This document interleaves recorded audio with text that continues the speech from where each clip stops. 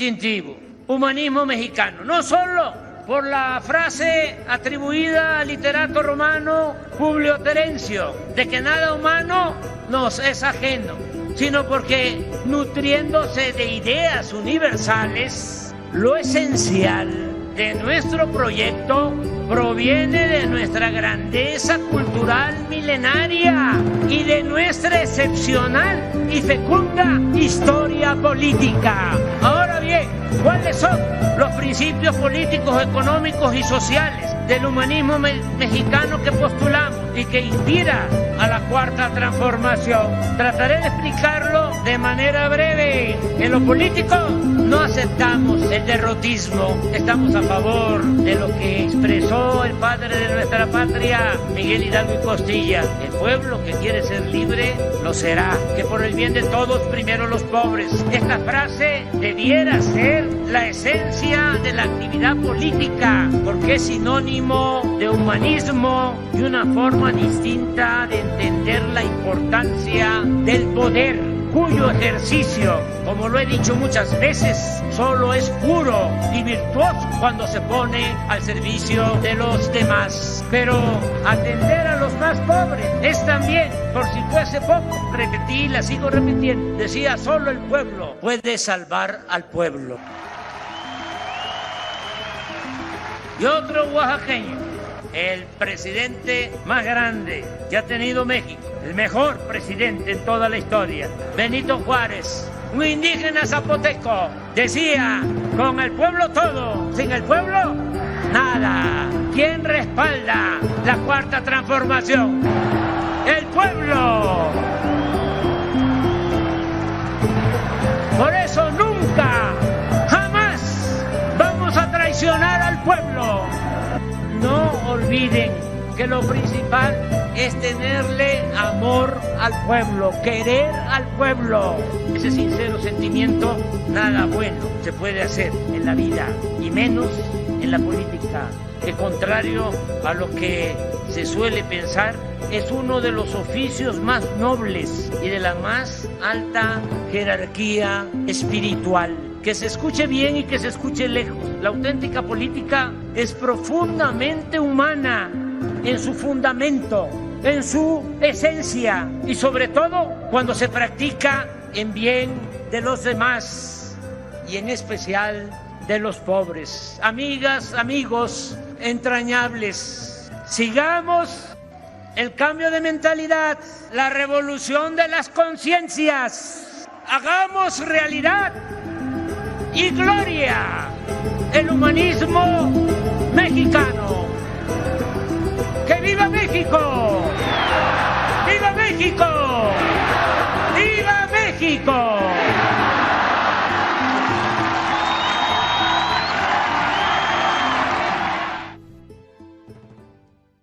Es incompatible con la democracia.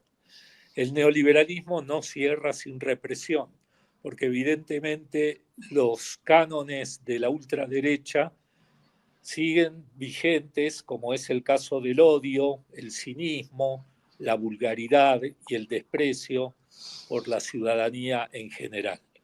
Más específicamente estamos ante una lucha de clases que se manifiesta abiertamente en el caso de Argentina, con un gobierno que gobierna para el 1%, es decir, para los ricos, para los poderosos, y viene a tirar todos los derechos civiles, sociales que ha conseguido el pueblo argentino. El ejercicio de la democracia se ha visto atacada últimamente por los intereses del gran capital, no solamente en Argentina, sino en América Latina. Recordemos que la jefa del Comando Sur, la señora Laura Richardson, dijo: tenemos mucho que hacer en nuestro patio doméstico. Es decir, tenemos que apoderarnos del litio, del petróleo, de las aguas dulces y de todas esas riquezas minerales, cobre, oro, que tiene nuestra América. Es decir, nuestro patio doméstico es considerado como un elemento de provincia, como un elemento doméstico, como un elemento que pertenece a los Estados Unidos de Norteamérica. Y estamos viviendo la norteamericanización del gran capital.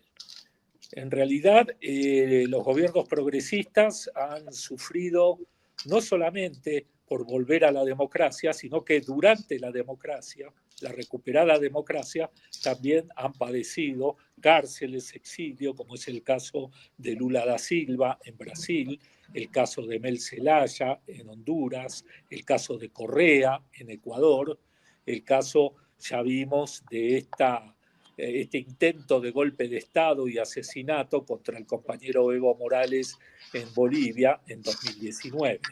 Y Argentina no ha sido una excepción a la regla, sobre todo en la persona de quien más derechos civiles y sociales le otorgó al pueblo. El caso de Cristina Kirchner y de su compañero fallecido Néstor Kirchner, me atrevo a decir que fueron los 12 años mejores para el pueblo argentino de los últimos 60 años. Ni qué decir de la recuperada democracia. Pero como bien dice Cristina, no me persiguen a mí por lo que soy, me persiguen por lo que he sido, evidentemente por todo aquello que ha beneficiado al pueblo. Esta persecución a partir del año 2011-2012, cuando Cristina recién había ganado con el 54% de los votos su segunda presidencia, se hizo implacable, incesante y feroz por parte del principal oligopolio de medios hegemónicos, me refiero al diario Clarín. Periodismo de guerra, cacería judicial y aproximadamente 650 denuncias que se le hicieron por corrupción a la señora Cristina Fernández de Kirchner. Fue tapa de periódicos en 8.000 oportunidades y hubo 838.000 menciones de Clarín a Cristina. Podemos ver hoy, después de haber abandonado el gobierno, 9 años después, todavía periodistas que no tienen un solo programa de televisión o no tienen un solo programa de radio en medios hegemónicos sin aludir a la figura de Cristina.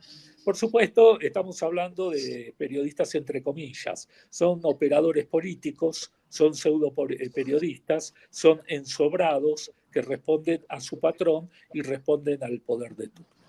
Todo esto, digamos, supera la máxima goebbeliana, eso de que repite 10 veces una mentira y esa mentira se convierte en verdad.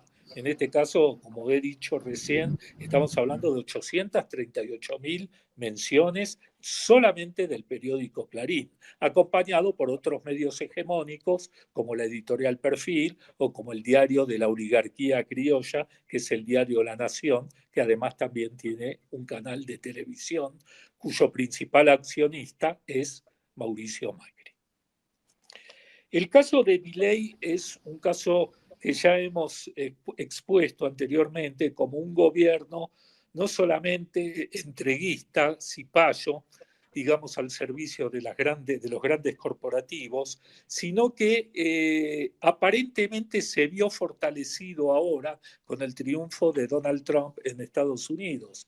Sin embargo, Donald Trump y él no coinciden, porque Trump tiene una política proteccionista, es digamos, un conservador que quiere, que intenta proteger a sus principales empresas. No es el caso de Milei. Milei se considera él mismo el topo del Estado. Es decir, derrocar al Estado, a la institución estatal, es de alguna manera dejar sin parámetro alguno de asistencia de salud, de hospital, de educación a los más vulnerables. O sea, se privatiza todo lo que puede ser privatizado.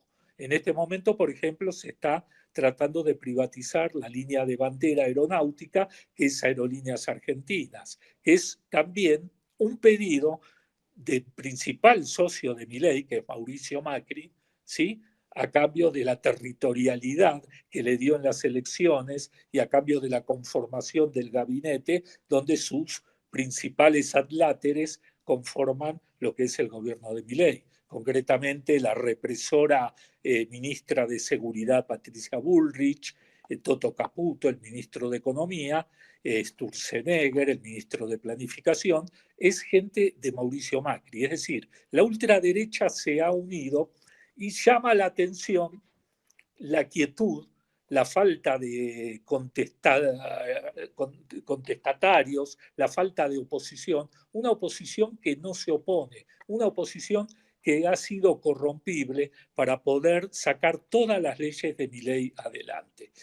Ante esta situación se presenta nuevamente como posible candidata Cristina Fernández de Kirchner, recorriendo las villas de emergencia, los lugares más vulnerables, tratando de platicar con sindicalistas. Es evidente que está emprendiendo una carrera a lo que puede ser en el 2025, en las elecciones intermedias, poder llegar a un puesto de relevancia y, ¿por qué no?, a la presidencia, como le cantaba ayer la gente reunida en el Instituto Patria, que pedía por Cristina presidenta. A mí en lo personal no me cabe ninguna duda que Cristina cuenta con el 38-42% de la aprobación electoral. Esto pondría en riesgo una posible reelección de Milei. Pero en realidad prefiero no abordar tanto los tiempos electorales, porque la situación de emergencia que está pasando en este momento el pueblo argentino se debate entre comer y no comer. Es decir, la clase media se ha empobrecido y los pobres no cuentan ni siquiera con los comedores populares. Tampoco cuentan con los alimentos que iban a ser destinados a esos comedores populares por el anterior gobierno de Alberto Fernández, ya que la ministra de Desarrollo Humano, la señora Petovelo, prohíbe la entrega más allá de la intimación judicial que hace la justicia. Esta justicia que en realidad sigue operando para, digamos, para los privilegiados, ¿no? Para los políticos de élites, porque es la misma justicia, entre comillas, cuando hablamos de justicia, que sacó ese espantoso fallo de 6 años de prisión el día de ayer en contra de Cristina. Esos jueces, los que dictaminaron el expediente de vialidad en contra de la 2 veces expresidenta, son los mismos jueces que se juntan en la quinta de la Casa Quinta del señor Mauricio Macri a jugar el fútbol, ¿sí?, y a comer asado los domingos. Es decir, con camisetas de equipos ingleses, es un simbolismo total de la admiración y de los cipayos que son estos personajes, ¿sí?, juegan al fútbol con su jefe, de alguna manera, porque han sido instalados en la Corte Suprema, ¿sí?, y en la Cámara de Casación por él mismo. Entonces, obviamente, uno de los grandes favores que Milei le debe a Macri es meter a Cristina presa, así como también está detrás de la privatización de Aerolíneas Argentinas, que intenta competir la compañía privada que adquirió Mauricio Macri, Flybondi, que son aviones en estado deplorable, cuyas turbinas casi no funcionan, que cancelan los vuelos más que nunca, y aviones que han retrasado sus vuelos 2, 3, 5 horas o 2 días, o por ahí están por llegar al lugar de destino y por fallas mecánicas tienen que parar en un lugar anterior. Esa es la tirada de la privatización de Aerolíneas Argentinas por parte de Mauricio Macri. Y también están en la privatización de todo aquello que se ve alrededor, como el correo, cuya deuda millonaria que dejó Macri nunca le ha sido cobrada, ¿sí? Y están detrás de los equipos de fútbol. Los clubes en Argentina son de los socios, no son asociaciones privadas, son asociaciones civiles, ¿sí? E intentan hacer llegar a los jeques cataríes con sus riquezas para invertir, digamos, en el fútbol argentino y asociarse de los clubes. De ahí que algunos clubes en la época de Macri, cuando Macri era presidente de Boca, el sponsor de su camiseta era Qatar Airways. Entonces, estamos viendo con esto cómo la justicia no es justicia, porque por delitos mayores, como haber pedido un préstamo de 58.000 millones de dólares al Fondo Monetario Internacional por parte del señor Mauricio Macri, eso nunca llegó a destino. Eso no llegó a destino de la nación. No se construyeron carreteras, no se hicieron hospitales, no se hicieron escuelas. Y por mucho menos que eso, Cristina es sancionada en vialidad por 6 años. Es decir, estamos realmente ante un estado de ocupación, un gobierno de ocupación. El acoso judicial, el periodismo de guerra, obviamente influyeron en la situación económica. La vida colectiva y la vida cotidiana ha empeorado notablemente en Argentina. Se intenta ser un país como el Chile de Pinochet o como el Paraguay de Stroessner o el Perú de Fujimori, es decir, 80-85% de pobreza, un 10-12% de clase medieros, estábamos hablando de una de las clases medias más fuertes de América Latina, que ostentaba ser el 60-70% de la población, ahora la quieren reducir a un 10-12% y un 3%, un 2% de multimillonarios, que son los que de alguna manera manejan la producción de este gobierno. Es decir, estamos ante el neoliberalismo rapaz, el neoliberalismo de la meritocracia, el neoliberalismo del sálvese quien pueda, el neoliberalismo que intenta por sobre todo evitar lo colectivo, evitar la conformación de los sindicatos, evitar el trabajo. No es casual que más de 300 empleados públicos hayan sido despedidos. Porque acá pasa lo siguiente, cada día que nos levantamos, la cuestión es peor. Hoy estamos mejor que mañana, obviamente estamos peor que ayer, pero en Argentina hoy hay prácticamente un empeoramiento de la situación general tan grande que, como dije anteriormente, hay mucha gente ex clase media que hoy se debate entre comer y no comer, y son muchos los niños que se van a descansar sin haber cenado. El odio y la misoginia de este caso de Cristina fue total.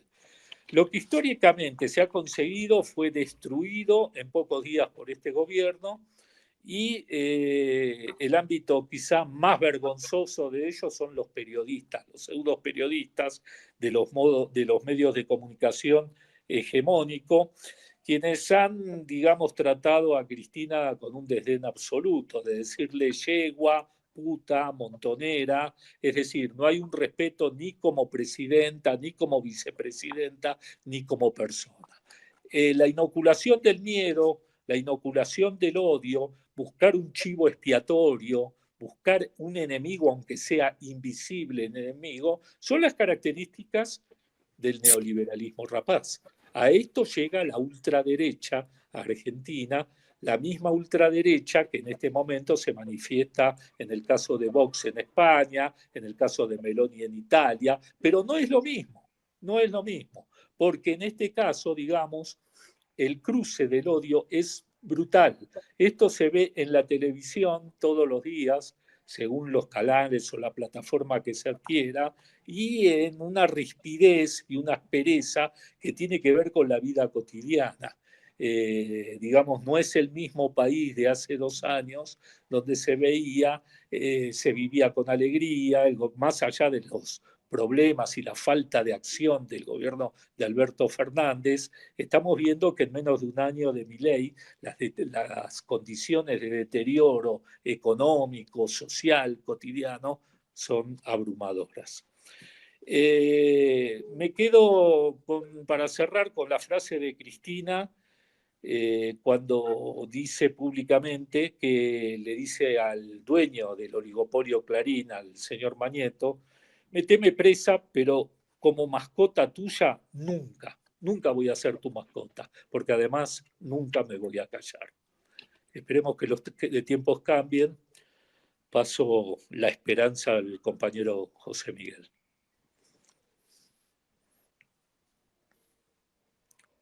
Un gusto estar con ustedes en un momento difícil para América Latina. Recuerden, está tan fresco que no hace falta acudir a la memoria, es noticia de los diarios. Pensemos, mejor dicho, que en este momento hay una situación de enfrentamiento muy fuerte en el campo popular en países como Bolivia, con una fractura que parece ya irremediable, irresoluble, entre el actual mandatario Luis Arce, proveniente del MAS, y el ex mandatario Evo Morales, fundador y también militante activo y gran capital político, gran activo político del movimiento al socialismo en Bolivia. Nos preocupan estas cosas. Y ahora explico por qué. No traigo a referencia el caso boliviano por capricho, por gusto, por ocurrencia. La división de las fuerzas populares, progresistas y de izquierda en América Latina ha dejado experiencias muy dolorosas, por lo menos si nos remontamos al siglo XX, para no ir tan lejos, no ir al siglo XIX, en el siglo XX las divisiones, cada vez que hubo fracturas en el campo popular, las fuerzas conservadoras, los defensores del establishment, de la oligarquía y de los grandes grupos económicos, supieron imponer su hegemonía política y el control del Estado. En el caso de Argentina, que estamos tratando ahora, a raíz de los hechos que se conocieron el día miércoles 13 de noviembre, hace 48 horas, con la ratificación de una condena injusta por donde se la mire, contra la exmandataria Cristina Kirchner. Lo que hizo esa instancia judicial, si no recuerdo mal, la Cámara de Casación Penal, que es una instancia de apelación, es una instancia de revisión de una causa cuando el afectado, la persona que es juzgada, pide que se revise tanto el procedimiento como las pruebas que permitieron dar determinado fallo. En este caso hay que recordar que Cristina Kirchner fue sancionada, no fue sancionada, fue condenada, es la palabra que se usa en el derecho penal, fue condenada hace 2 años, en 2022, por un tribunal a 6 años de prisión e inhabilitación perpetua para ocupar cargos públicos. Como se trata de una exmandataria, de un referente importantísimo del campo popular, nadie puede pensar que una resolución de este tipo obedeció solo a una cuestión de carácter jurídico. Si la Cámara de Casación ratificó la condena originaria, la de 6 años, más inhabilitación perpetua para ocupar cargos públicos, bueno, tenemos que pensar que realmente los condimentos de carácter político, vamos a decirlo de una vez, no nos sorprendió lo que pasó el fallo de casación el día miércoles 13 de noviembre, lo esperábamos, era previsible el clima político y el clima que se vivía en el espacio judicial, en las instancias del Poder Judicial, apuntaban a eso. Pero bueno, hay que desentrañar un poquito más las cosas, ¿no? Nadie puede pensar que realmente estamos ante una resolución que respetó a pie juntillas el derecho penal, todo el movimiento previo a la resolución de una causa que es el tema de procedimientos, la parte procesal propiamente dicha, donde se recuperan, se recaban, se recopilan pruebas, evidencias, indicios, en fin, se pide el testimonio de la gente, y que fueron tan apegados a estos procedimientos, tan celosos de la aplicación del derecho, que por eso se ratificó ahora una condena que era injusta de origen, que es una perversión jurídica y una venganza política desde el mismo momento en que se decidió condenar a la exmandataria. Entonces, lo decía el compañero Carlos, el clima de época, como dicen algunos actores, el contexto político-social del país, da para esto.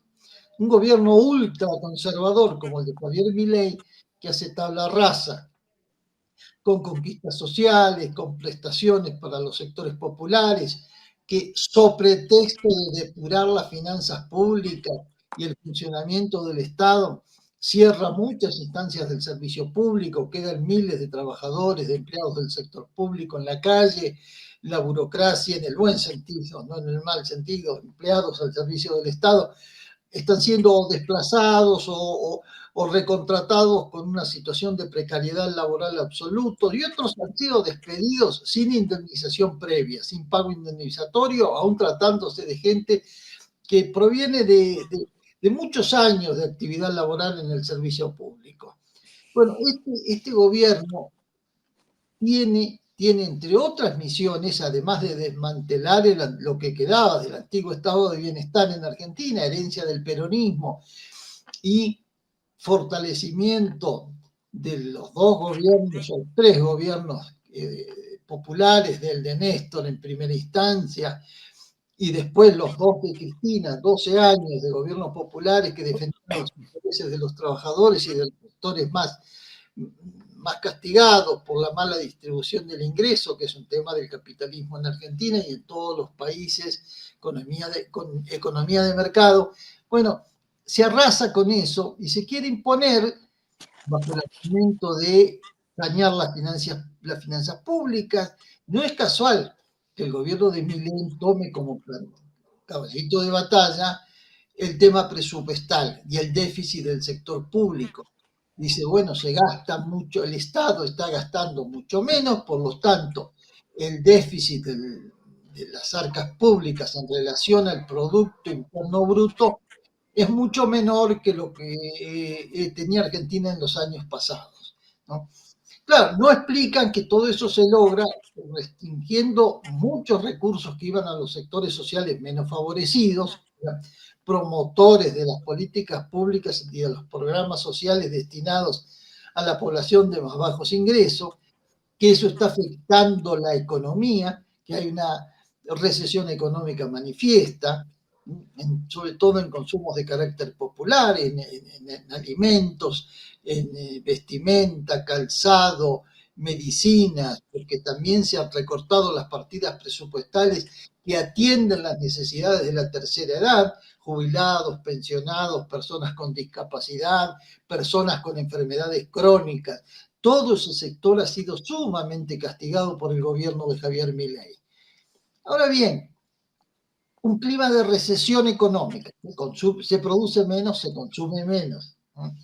Se gasta menos, el Estado destina menos recursos a las obras públicas que están paralizadas. Hay que mencionarlo, hay una rebelión de gobernadores desesperados porque en sus provincias, en sus entidades, han tenido que postergar o suspender indefinidamente obras públicas sustantivas para esas provincias y regiones, ¿no? En esas condiciones, claro, la inflación ha bajado. Sí hay que decirlo. Acaba de darse a conocer la inflación de octubre, es 2,7 al mes. Inflación mensual en un país como México, eso pudiera ser la inflación anual, igual que en los países industrializados. Para Argentina, que tiene tasas inflacionarias históricamente muy altas, el 2% mensual es relativamente bajo, ¿no? Pero lo que no se dice es que es una economía paralizada o casi paralizada, salvo aquellos sectores tradicionalmente muy activos, como es el sector agroexportador, el que vende cereales, el que vende soya, exportan oleaginosas, en fin, frutas de algunas regiones. Ese sector, carne, obviamente, carne vacuna y carne de cerdo para China en cantidades notables, porque China es un mercado magnífico de 1.400 millones de habitantes, gran consumidor de la carne de puerco que Argentina vende, el aceite de soya, también, no solo la soya en grano, en fin. Ese sector sigue funcionando porque ese tiene una dinámica natural que en todo caso puede pelearse más, menos con el tema de la paridad cambiaria. Esos sectores agroexportadores piden una devaluación para después tener un cambio más generoso cuando traen un dólar de afuera, lo cambian por pesos, sea una cantidad más atractiva para ellos, ¿no? Pero el resto de la economía está en un parate fenomenal, sobre todo el consumo popular, yo lo mencionaba, alimentos básicos, lo que conocemos siempre como canasta básica, alimenticia, vestimenta y calzado, medicinas, las medicinas no las muy sofisticadas, las de uso más frecuente que cualquier persona toma, y ni hablar de aquellas que están destinadas al sector de población más vulnerable por cuestiones etarias. Hay enfermedades que son propias de la tercera edad. Este tipo de cosas ha llevado a un parate absoluto de la economía. Es una economía que se detuvo. Y todos sabemos que en los cementerios no hay inflación, no hay problema, como nadie compra ni vende, no hay inflación, todo está tranquilo, ahí no se necesita que intervenga el Estado para corregir variables que se salgan de madre, que se salgan de control. Eso, y así está Argentina. Pero el gobierno insiste que al bajar la inflación está obteniendo un logro que ninguno de los gobiernos progresistas o de la centroizquierda lograron ni en Argentina ni en otros países. Y sobre esto vamos a poner una alerta. Si el lawfare, la maniobra jurídica destinada a proscribir a Cristina Kirchner, porque de eso se trata, de una maniobra que se lleva a cabo por la vía jurídica para inhabilitar políticamente a una persona, haciéndole cargos infundados y escasamente sustentados en términos de evidencias y pruebas. Bueno, todo eso le da margen al gobierno ahora para decir, bueno, vamos a estabilizar las cosas, nos quitamos de encima el lastre de la vieja política, la casta, como dice Milei, lo repite todo el tiempo, nos quitamos eso de encima y vamos a llevar a una economía verdaderamente liberal, de libre mercado, de la libre empresa, con mínima intervención de las instituciones públicas, donde el mercado es el gran regulador de la vida social. Digo, sobre esto, Milei, por más que se pavonee citando a la escuela austríaca de economía de la segunda posguerra, por más que mencione todo el tiempo a Hayek, al monetarista Milton Friedman, lo cite en sus discursos públicos como si fuera el patriota, como si aquí en lugar de hablar de Miguel Hidalgo dijéramos Milton Friedman, ese gran, o Hayek, o von Mises, esos grandes líderes de la libertad pública han permitido que ahora, aplicando acá sus teorías, estemos mejor. Bueno, todo es una gran bravuconada que debemos estar muy atentos porque no alcanza con descalificarlo, no alcanza con el diagnóstico, no es suficiente decir que el salario real en Argentina cayó estrepitosamente en el último año, al menos de diciembre para acá. Pronto va a cumplir un año de mandato Javier Milei. No es suficiente eso. Hay que generar alternativas, propuestas, porque aquella gente que está muy embretada en cuestiones económicas, las familias que apenas llegan a fin de mes o que no llegan ni apenas a fin de mes, les interesa que no haya inflación. Es algo que lo percibe la gente cuando va al mercado y cuando va al súper. Y que haya un 2,7 en lugar de 4% de inflación mensual es un dato que el gobierno está sabiendo usar y que la gente está percibiendo. Cuidado, porque puede ser la puerta para la estabilidad de un gobierno conservador y reaccionario. Entonces, que la fuerza, es un llamado para todas las fuerzas populares. ¿Qué vamos a hacer? Para el año que viene se va a votar en octubre del año que viene. Alguien dirá, bueno, falta un año. En Argentina un año es un ratito. Es 15 días, en 15 días el país se da vuelta, se pone de cabeza, pasan un montón de cosas, ¿no? Entonces hay que estar alerta, todo el campo popular tiene que estar alerta. Hay que empezar en una convergencia de las fuerzas populares, de la izquierda seca, de la izquierda peronista, del peronismo en sus mejores expresiones, tiene otras que son canallescas, vendidas completamente a Javier Milei, en fin, el gobierno se siente envalentonado, ha logrado hacer muchas cosas, ¿no? Y ahora, como remate, el triunfo de un candidato también ultraconservador en los Estados Unidos le ha dado una enorme fuerza al gobierno argentino. Pensemos que en Palm Beach, en donde está la residencia de Donald Trump, ya presidente electo de los Estados Unidos, se reunió una conferencia conservadora continental, lo dicen con todas las palabras, no lo ocultan y se lo agradecemos. Conservadores, las derechas del mundo se reunieron allí, cerca de Miami, y hubo discursos de diversos tipos, todos con la misma tonalidad, solo divergentes en matices, pero para hoy que estamos hablando del tema de la situación política de Argentina, vale la pena reparar un poco en la relación de amor entre Trump, presidente electo, y Milei, presidente en ejercicio, donde se tiraban flores, eso de que tú eres el más bello, el más bonito y el más inteligente, y del otro lado se lo regresaban, no, por favor, tú eres el más bonito, el más simpático, el más inteligente, te felicito por las políticas que estás aplicando, le decía Trump a Milei.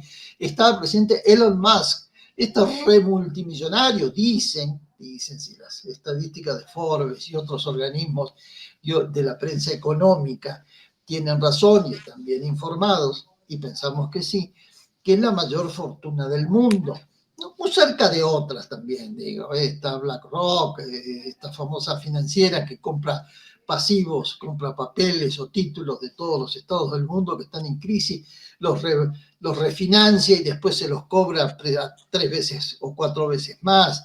Pero Elon Musk, que ya está integrado a la familia de Donald Trump, el día del triunfo lo sumó una fotografía familiar, le pidió a Elon Musk que se acercara con una de sus hijas, tiene como 11 o 12 hijos. Bueno, también es un gran amigo de Javier Milei. No sabemos si eso se va a traducir en inversiones, pero cuidado, como decía el compañero, ojo que está en medio no solo un tema de política administrativa, de ver cuánto sube o baja macropolítica, ¿no? De cómo sube o baja el gasto público, seguir el derrotero, la trazabilidad de la tasa de inflación, lo que se llama índice de precios al consumidor. No solo es eso, está en juego el futuro de los recursos naturales de Argentina, ¿no? Hay gas, hay petróleo, hay un yacimiento enorme que ya está en explotación y que se está discutiendo en concesiones a empresas privadas, que es Vaca Muerta. Hay litio en el norte, en una zona que está bajo la mirada de todo el mundo, porque son yacimientos que se extienden a Bolivia y a Chile y al norte de Argentina. Los 3 países tienen el 60% de la reserva mundial de litio, un mineral que será fundamental para el futuro. Bueno, todo este tipo de cosas hay que considerarlas. Ahora, la preocupación es, vamos, para seguir un poquito con estas noticias preocupantes, ayer se pusieron explosivos en un atentado extraño que nadie logra explicar, ni siquiera el propio gobierno de Brasil, en la capital de ese país, en Brasil, y en el Palacio de Justicia o Palacio de los 3 Poderes. Aparentemente un suicida. También locos hay en muchos lugares del mundo y eso, pero Brasil no tiene antecedentes de este tipo. Es un poco extraño eso, ¿no? ¿Quién echó a andar? Vamos a pensar que es un enajenado, un alienado. ¿Quién echó a andar a alguien alterado en sus facultades para que se cargara de explosivo, hiciera volar un coche, llevara explosivos encima y se detonara el mismo? Ese tipo de cosas debemos estar atentas. Todo pinta para una maniobra desestabilizadora en un momento en que Lula no está bien. Lula ha hecho un montón de concesiones para que la derecha brasileña no lo hostigue, ¿no? Fue a la reunión de los BRICS, donde se había invitado a Nicolás Maduro para decirle la cara a Nicolás Maduro, Brasil, solo el voto de Brasil, que no se le permitía por ahora el ingreso de Venezuela a esa coalición, a esa instancia multilateral que tiene un peso enorme en el mercado mundial, porque buena parte de la población y del comercio internacional está a cargo de los países que integran los BRICS. Recordemos que fue una alianza de 5 países que ya está ampliada, que Argentina estuvo propuesta durante el gobierno de Alberto Fernández, que ni bien ganó Milei, dijo, no, ese bloque económico no vamos a pertenecer, no nos interesa, nosotros reconocemos la hegemonía de Estados Unidos y de Israel, nosotros estamos vinculados a Occidente. ¿No? Entonces, bueno, Lula hace concesiones procurando aminorar el hostigamiento y el cerco de grandes grupos económicos y de la derecha política. Pensemos que Jair Bolsonaro se está lamiendo los bigotes esperando pronto elecciones para regresar, y como están las cosas, ojo, podemos tener un dolor de cabeza. Quiero volver sobre el tema Bolivia, nos preocupa a todas las fuerzas progresistas y de izquierda del continente, porque la pelea desafortunada, no voy a tomar partido ni por uno ni por otro, me disgusta la actitud que están tomando. Tanto Evo Morales es mandatario y fundador del MAS como el actual presidente Luis Arce. La situación de Bolivia, ayer decía el matutino de La Jornada, a propósito de la declaración de una ex funcionaria boliviana que fue entrevistada por este diario que menciono, que la situación en Bolivia es explosiva. Si se cae el gobierno progresista o si van a las elecciones del año que viene, no falta tanto, creo que 7, 8 meses, si no me equivoco, si van divididos, va a ganar una coalición conservadora hegemonizada por la burguesía santacruceña, con expresiones como la de Fernando Camacho y otra gente que dieron el golpe en 2019 cuando lo destituyeron a Evo Morales. Y de ahí perderíamos un soporte importantísimo para las fuerzas progresistas del continente. Pensemos que hay que apoyar a Gustavo Petro, hay que sostenerlo, no la está pasando bien. Por suerte está consolidado el gobierno de Morena en México y la compañera Claudia Sheinbaum, presidenta de México, está demostrando habilidad política y buen conocimiento para el manejo de los asuntos públicos, que es un gobierno que tiene muy poco tiempo porque el 1 de octubre asumió el mandato formalmente. Pero bueno, las condiciones son esas. Lo de Chile es incierto, Boris ha hecho un montón de concesiones, ahora va a recibir a la Armada, a la Marina israelí en el puerto de Valparaíso. Hoy está circulando ya un mensaje que ojalá haya llegado también a los compañeros de Buzón Ciudadano, y si no lo vamos a replicar inmediatamente. Cosas de este tipo son preocupantes. No podemos perder Bolivia, aunque gane el Frente Amplio en Uruguay, que todo indica que pudiera ganar el próximo 24 de noviembre el compañero Yamandú Orsi. Están muy limitadas las posibilidades de maniobra, un poco por la situación tan particular, la situación geopolítica tan particular de Uruguay, entre Brasil, Argentina y presiones de otro tipo, como el de Gran Bretaña en relación a la cuestión de las Malvinas. Pero bueno, ojalá y gane el Frente Amplio. Pero hay un gobierno muy conservador en Paraguay, veremos que Lula se pueda mantener. Como vemos, el tema de golpear jurídica y políticamente a Cristina Kirchner, quitarla del medio, invalidarla como candidato, es parte de una estrategia de desestabilización continental tendiente a consolidar a las fuerzas conservadoras. Si llegara a volver Jair Bolsonaro o volver las oligarquías en los otros países, como es el caso de Bolivia, a través de la burguesía santacruceña, estaríamos en una situación muy difícil. Hay que arropar a Gustavo Petro, hay que arropar al gobierno de Morena en México y a la presidenta Claudia Sheinbaum para que los gobiernos progresistas tengan un margen de maniobra más amplio. La presencia de Donald Trump en Estados Unidos es realmente preocupante. Además de todas las payasadas y bravuconadas de este señor, tiene dispuesto ya un dispositivo gubernamental, me refiero a su gabinete, que mete miedo. Entonces tengamos cuidado en este tipo de cosas, ¿no? Ojalá, y todo esto que estoy mencionando, no se cumpla, no se desborden las condiciones políticas y los gobiernos progresistas puedan mantenerse.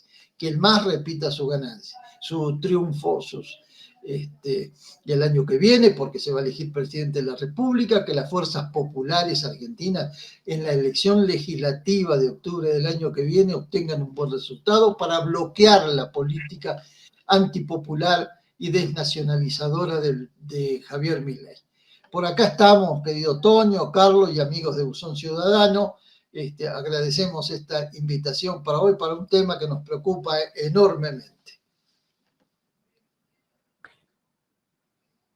Sí, antes de que nos retiremos, me gustaría preguntarles lo siguiente, porque tiene que ver con esta guerra jurídica que se ha desatado en contra de la compañera Cristina Kirchner, que es preocupante, desde luego que todos debemos estar al pendiente. Y tomando esto como referencia, o también por el momento que México está atravesando, que ha sido esta reforma judicial, en la cual se ha encontrado mucha resistencia y todavía la resistencia continua del Poder Judicial, como si se tratara de un brazo para golpear, ¿no? Y que lo están mochando aquí en México. Estamos en ese proceso. Pregunto, ¿en Argentina pudieron haber hecho, hubo el momento de haber hecho este cambio en el Poder Judicial, esta transformación, o es otra situación más complicada en Argentina? Adelante, compañero Carlos. El audio, por favor. No tengo audio, no sé ustedes. Ya ¿Sí? tiene Carlos, ya tienes Sí. audio. Argentina ha llegado al clímax. La persecución contra Cristina fue el extremo total de la ultraderecha. No nos olvidemos que hace aproximadamente 2 años, septiembre del 2022, hubo un intento de asesinato contra ella. Afortunadamente, la pistola con la que se disparó 2 veces a la cabeza de Cristina falló, o seguramente tendría el seguro puesto, de un lumpen inexperto, Fernando Sabac Montiel, que fingía con 3 integrantes más de la banda ser vendedores de copitos de nieve, ¿no? Entonces, esa pistola que quiso atentar contra su vida fue pasada inmediatamente. Estos tipos fueron detenidos por la militancia, no por la policía, sino por la militancia. El caso de Fernando Sabac Montiel. Después fueron detenidos los otros integrantes de un grupo fascista que se conocía como Revolución Federal. Pero sin embargo, hasta el día de hoy seguimos esperando que aparezcan no los autores materiales que aparecieron, sino los autores intelectuales.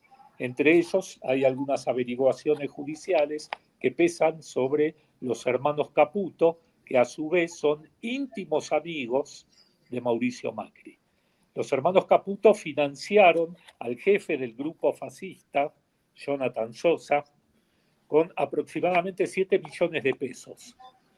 Este personaje tenía una carpintería. Tendríamos que ver quién le da 7 millones de pesos por un trabajo de carpintería, ¿no? Entonces, se cayó todo porque la jueza Capuchetti, una jueza también impuesta por Mauricio Macri, ¿sí?, no le interesaba ir a fondo. Estamos hablando de 2 años y casi 2 meses que han pasado de aquel atentado. Es decir, tenemos un poder judicial totalmente del lado de los más privilegiados. Por lo tanto, bienvenida a la reforma judicial que se propone en México. Lo que yo me pregunto es cómo vamos a conocer los ciudadanos, las bases, la militancia, a los jueces que vamos a designar o que vamos a votar. Pero es innegable, ¿sí?, que esto es una necesidad imperiosa. Tenemos, por un lado, que terminar con el lawfare, y qué mejor que la reestructuración del poder judicial. Y tenemos que dejar de hacer funcionar las fake news que imponen los medios hegemónicos, que no son medios de prensa, como dije anteriormente, son medios de empresa, porque los grandes empresarios son los dueños de estos medios y son los que de alguna manera, con periodistas alquilados, con operadores mediáticos, conforman el sentido común de la gente. Este fue el gran logro del proceso neoliberal, la combinación de fake news y lawfare. Eso permitió que, algo innegable, que los oprimidos terminen votando a los opresores, en el caso argentino. Eso permitió golpes de Estado judiciales, golpes de Estado mediáticos, como los que sufrieron los compañeros Lula en Brasil, Correa en Ecuador, el caso de Pedro Castillo en el Perú, donde hoy gobierna otra, su vicepresidenta, con características totalmente represoras y fascistas, y también había sucedido con Evo Morales y con Dilma Rousseff. No es casual que los gobiernos progresistas hayan sido perseguidos y cazados judicialmente, llevando presos a nuestros líderes.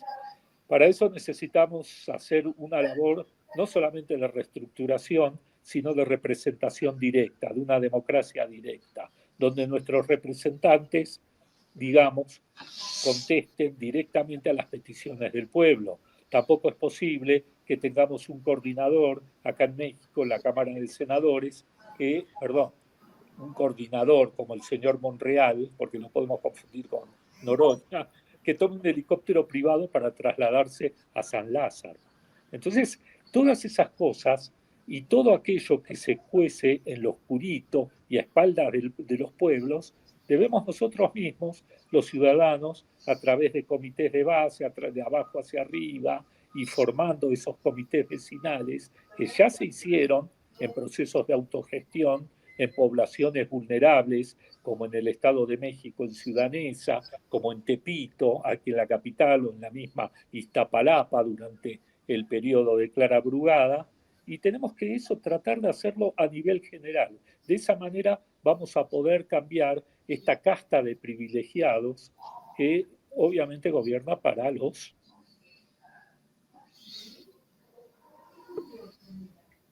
Se cortó la emisión, Toño. Sí, esta casta política que gobierna para los multimillonarios. Evitar todo eso a través de una ley de medios, ¿sí? Y a través de una reestructuración del Poder Judicial. Saludo la medida de reestructura del Poder Judicial, más allá de algunas dudas que tengo sobre ello. Adelante, José Miguel, para ya retirarnos. Gracias, Toño, gracias, Carlos. Sí, mire, el tema de la reforma al Poder Judicial en México es un dato importantísimo, porque es una forma de actualizar, de poner en tiempo, ponerlo en la historia actual, en la historia de estos días, un poder que tradicionalmente es muy conservador, que no tiene, casi no hay control, existe la posibilidad de lo que se llama un jury para aquellos jueces que se supone que han cometido delitos o que han hecho una aplicación equivocada del derecho, en fin. Hay algunas cuestiones, algunos espacios, algunas herramientas, algunos instrumentos que posibilitan en condiciones muy particulares cuestionar el accionar del Poder Judicial. Pero en general están más allá del bien y del mal, es decir, ellos no están sujetos a elecciones, no están sujetos a los vaivenes de la política nacional, rinden cuenta ante Dios y ante la historia, y tienen un manejo muy de casta, muy privilegiado, muy corporativo.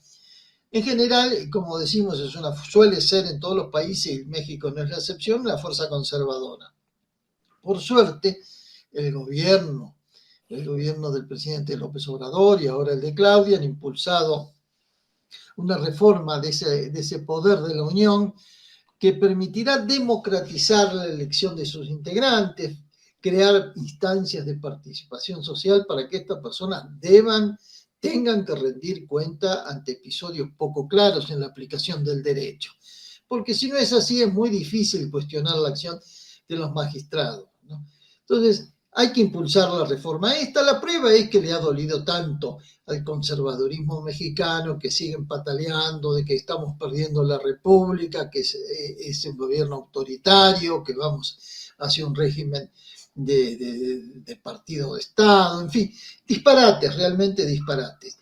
Hay detalles que no nos agradan, no que no nos agradan, pero que quisiéramos que se aclararan más. No entendemos muy bien, yo no entiendo, al menos si lo digo como ciudadano, no tengo representación de nadie, cómo se van a elegir en junio del año que viene los nuevos integrantes del Poder Judicial. Está prevista una consulta de tipo popular, es decir, vamos a votar en México. No me queda claro, yo quisiera que se aclarara un poquito, que se precisaran las cosas, quiero decirlo de esa manera para ser más explícito, que se hicieran más puntuales los mecanismos de selección de los nuevos magistrados, los nuevos integrantes de ese poder de la Unión, porque de lo contrario sí va a dar lugar a que haya muchas objeciones, a que la derecha, tanto la económica como la política, y ni hablar la mediática, golpeen al gobierno de la 4T, a este segundo piso de la 4T, como bien lo dijo Claudia, a partir de ahí traten de deteriorarlo, de debilitarlo. Pero saludamos la reforma al Poder Judicial, y después de lo que hemos comentado esta tarde, de los agravios, de las injusticias y de la proscripción de la exmandataria, un valor importantísimo para el campo popular en Argentina y también latinoamericano. Recordemos que Cristina fue solidaria con Venezuela, con Bolivia, con Cuba, con Lula, en fin, en su momento con los gobiernos progresistas de Rafael Correa. Este tipo de cosas nos ponen en alerta, y deseamos entonces que cuando sea posible, tiene pendiente el gobierno de la 4T una reforma financiera profunda también, los otros días en una nota muy importante en el matutino La Jornada, al hacerle una entrevista a un exfuncionario colombiano que también fue funcionario importante de la CEPAL, donde él dice, bueno, tiene esa tarea pendiente el gobierno de la 4T, el gravamen, entre otras cosas, el gravamen a las grandes fortunas y algunas otras medidas de carácter recaudatorio que son muy importantes. El Poder Judicial, como decimos, es una reserva de la derecha, una reserva de las fuerzas conservadoras que ya dio un golpe muy duro contra Cristina Kirchner. Recordemos que no solo fue juzgada ella, muchos de sus funcionarios, ministros, directores, secretarios y subsecretarios ya fueron juzgados, algunos de ellos pagaron con cárcel. Estemos alerta en este tipo de cosas. El año que viene todo va a estar mucho más difícil. Donald Trump será presidente de los Estados Unidos, ahora en ejercicio, en este momento es presidente electo. Y habrá que ajustarse a los cinturones porque, como dicen cuando uno va en un avión, ajustarse a los cinturones porque vienen turbulencias, Cuidado con esto. Efectivamente, bueno, pues nos retiramos, maestros, porque tienen ustedes que ir a ver el fútbol y ustedes no perdonan. Ni mi ley los puede detener. Nada. Es muy importante el fútbol. Simplemente una observación, Toño. Sí. Y es una observación almorena. El día de ayer se manifestaron 250 personas o más en contra de la resolución arbitraria y brutal que se hizo a Cristina Kirchner. En ella figuraban varios expresidentes, Ernesto Samper, Rafael Correa, Evo Morales, muchos diputados, muchos senadores, muchos intelectuales de diferentes fracciones. Pero no he visto una firma de la Secretaría de Relaciones Exteriores o de la Presidenta de México. Creo que eso tiene que ver con la solidaridad. Y tampoco de Andrés Manuel, Tampoco por eso, ni de la Presidenta, ni del expresidente Andrés Manuel, ¿sí? Ni diputados ni senadores. Esto tiene que ver, digamos, con la política exterior. El general Perón solía decir que la política exterior es la madre de todas las políticas. Y pienso lo mismo. Creo que en ese aspecto tenemos que saber y aprender a mirar al sur. Entiendo los 4.000 kilómetros de frontera con el imperio más brutal, con el imperio más belicoso que tiene el planeta. Lo entiendo. Y las dificultades comerciales con ese arancelamiento absurdo del 25% que quiere imponer el recién designado presidente Donald Trump. Pero también tenemos que mirar al sur, porque tenemos que lograr la unidad de nuestra América de una vez por todas. Con esto cierro. Tienes toda la razón, coincido contigo, creo que ha habido muy poca atención en ese sentido de parte de Morena y de parte de algunos intelectuales. Algunos intelectuales creo que debieran de tener una posición firme y bien organizada o título personal, como quieran, pero tener esa iniciativa, ¿no? De Andrés Manuel no creo que lo haga ni lo hará con nadie ya lo había advertido que él nunca iba a salir ya en público para nada, ni siquiera en defensa propia y lo va a cumplir porque ya lo conocemos que cuando él dice una cosa ya es muy difícil que cambie de opinión, es muy testarudo, pero sí los demás creo que tienen la obligación moral de hacerlo. Claudia o el señor de la Fuente, ¿no? Exacto, y también de parte de intelectuales como el Fisgón, como Paco Taibo, incluso hay que señalarlo nosotros, ¿no? Para que a lo mejor no se están dando cuenta o no sé qué pasa, ¿no? Pero sí deberíamos de recordárselos. Claro que sí. Sí. Bueno, nos retiramos. Gracias. Nos salimos de la grabación. Hasta luego. Gracias, Buzón Ciudadano. Buenas tardes. Gracias, compañeros. Buenas tardes. Un distintivo, humanismo mexicano, no solo por la frase atribuida al literato romano Publio Terencio, de que nada humano nos es ajeno, sino porque nutriéndose de ideas universales, lo esencial de nuestro proyecto proviene de nuestra grandeza cultural milenaria y de nuestra excepcional y fecunda historia política. Ahora bien, ¿cuáles son los principios políticos, económicos y sociales del humanismo mexicano que postulamos y que inspira a la Cuarta Transformación? Trataré de explicarlo de manera breve. En lo político no aceptamos el derrotismo, estamos a favor de lo que expresó el padre de nuestra patria, Miguel Hidalgo y Costilla. El pueblo que quiere ser libre lo será, que por el bien de todos primero los pobres. Esta frase debiera ser la esencia de la actividad política, porque es sinónimo de humanismo y una forma distinta de entender la importancia del poder, cuyo ejercicio, como lo he dicho muchas veces, solo es puro y virtuoso cuando se pone al servicio de los demás. Pero atender a los más pobres es también, por si fuese poco, repetí, la sigo repitiendo, decía, solo el pueblo puede salvar al pueblo. Y otro oaxaqueño, el presidente más grande que ha tenido México, el mejor presidente en toda la historia, Benito Juárez, un indígena zapoteco, decía, con el pueblo todo, sin el pueblo, nada. ¿Quién respalda la Cuarta Transformación? ¡El pueblo! Por eso nunca, jamás vamos a traicionar al pueblo. No olviden que lo principal es tenerle amor al pueblo, querer al pueblo.